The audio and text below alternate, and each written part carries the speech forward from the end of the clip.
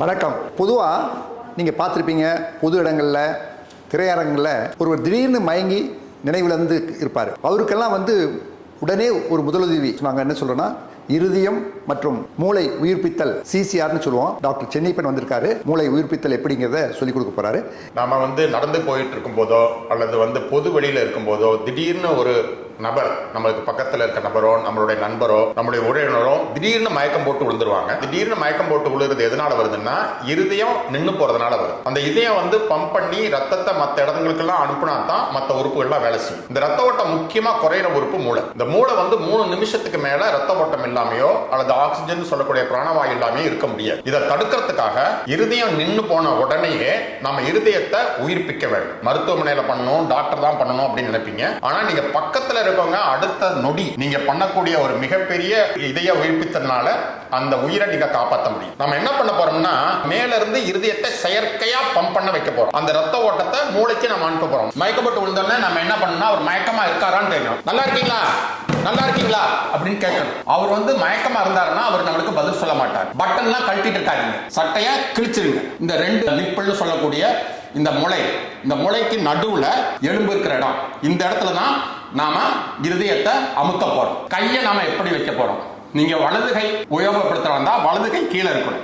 வலது கையின் மேட்டு பகுதி இந்த இடத்துல இருக்கும். அதுக்கு மேல இடது கையின் மேட்டு பகுதி இப்படி மூடிக்கணும். இந்த பகுதியில இருந்து தான் உங்களுக்கு அந்த அழுத்தம் வரணும். இருதயத்துக்கு கொடுக்கக்கூடிய அழுத்தம் இந்த இடத்துல தான் வரணும். அடுத்தது 3வது ஸ்டெப், அந்த அமுத்தும் போது சரியான முறையில் அமுத்தணும். அமுத்துறது மாதிரி அமுத்தும் போது அந்த நெஞ்சு பகுதி 2 இன்ச்சு உள்ள போகணும். உள்ள போறது மட்டும் பத்தாது, விரியணும். விரிஞ்சு ரத்தத்தை வாங்கணும்.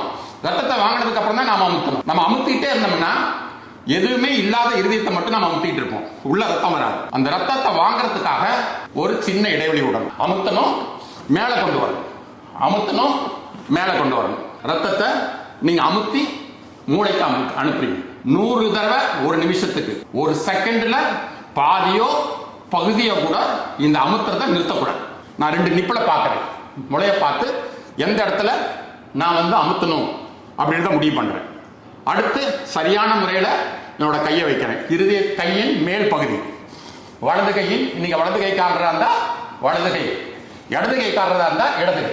அப்பதான் நீங்க அதிகமான அழுத்தத்தை கொடுக்க முடியும். ஸோ வலது கையை வச்சிருங்க.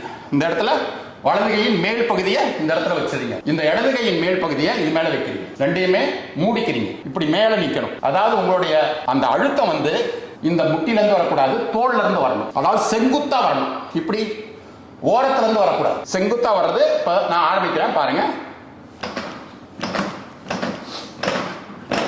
அம்மா கூப்பிடுங்க, அடுத்துருவாங்க, எமர்ஜென்சிக்கு போன் பண்ணுங்க. எந்த காரணத்தை கொண்டும் ஒரு நிமிஷத்துக்கு 100 தடவை இந்த நெஞ்ச அமுத்துறதை நிறுத்தவே கூடாது. இருதயத்துக்கான ரத்தத்தையும் மூளைக்கான ரத்தத்தையும் நீங்க அமுத்தி இங்கதான் இருதயம், நீங்க அமுத்துறதுதான் இருதயம். அந்த இருதயத்துல தான் மூளைக்கும் இருதயத்துக்கு ரத்த ஓட்டம் கொடுக்கும். சோ எனக்கு டயர்ட் ஆயிடுச்சு, இப்போ எனக்கு பண்ண முடியல. அடுத்த நொடி ஆரம்பிக்கணும்.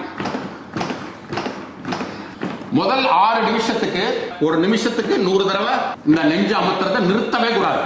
எப்படி இருக்கீங்க அப்படின்லாம் கேட்க கூடாது.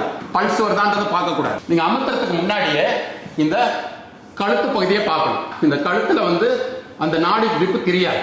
எப்ப நம்மளுக்கு மூளைக்கு ரத்த ஓட்டத்தை சரி பண்ணிட்டோன்றது எப்படி தெரிஞ்சுக்கிறது? பேஷண்ட் மயக்கத்தை மீண்டுருவார். மயக்கம் மீண்டு என்ன பண்றீங்க, ஏன் என் மேல உட்கார்ந்து இருக்கீங்க, உங்களை அடிக்க கூட செய்வார். ஆனா அந்த சமயம் தான் உங்களுக்கு மிக சந்தோஷமான டைம். ஏன்னா மூளையை காப்பாத்திட்டீங்க, இருதயத்தை காப்பாத்திட்டீங்க. எப்ப நாம ஜெயிச்சிட்டோம், இந்த உயிரை காப்பாத்திட்டோம் அப்படின்னு எப்ப சொல்லுவோம்னா, அந்த நோயாளி நினைவு திரும்பி, ஐயோ எனக்கு என்னாச்சு, ஏன் இப்படி என்ன அனுப்பிச்சிட்டு இருக்கீங்க அப்படின்னும் போது அவர் முகம் உடனே சகப்பாகும். நாக்க நீட்டுங்க அப்படின்னா நாக்க நீட்டுவார். கண்ணை தரங்க அப்படின்னா கண்ணை திறப்பார். அப்படின்னா என்ன அர்த்தம்? அவருக்கு நினைவு திரும்பிடுச்சுன்னு அர்த்தம். இது மாதிரி பண்ணா அவசர கால உதவி வராம கூட நிறைய பேரை நாம காப்பாற்ற முடியும். 90% இந்த இருதயம் நிக்கிறது கார்டியக் அரெஸ்ட் பேரு, அல்லது ஹார்ட் அரெஸ்ட். ஆஸ்பத்திரிக்கு அல்லது மருத்துவமனைக்கு வெளியில தான் நடக்கும். மருத்துவமனைக்கு கொண்டு வரும்போது முக்காவாசி நோயாளிகள் இறந்து போயிடுறாங்க. ஏன்னா அந்த முதல் 3 நிமிஷத்தை நாம விட்டுறோம். பக்கத்துல இருக்கவங்க உடனே அவர் இருதயம் நின்று போச்சு, நான் இருதயமா செயல்படுறேன்னு பண்ணா நிறைய உயிர்களை நம்ம காப்பாற்றுவோம். நன்றி, வணக்கம்.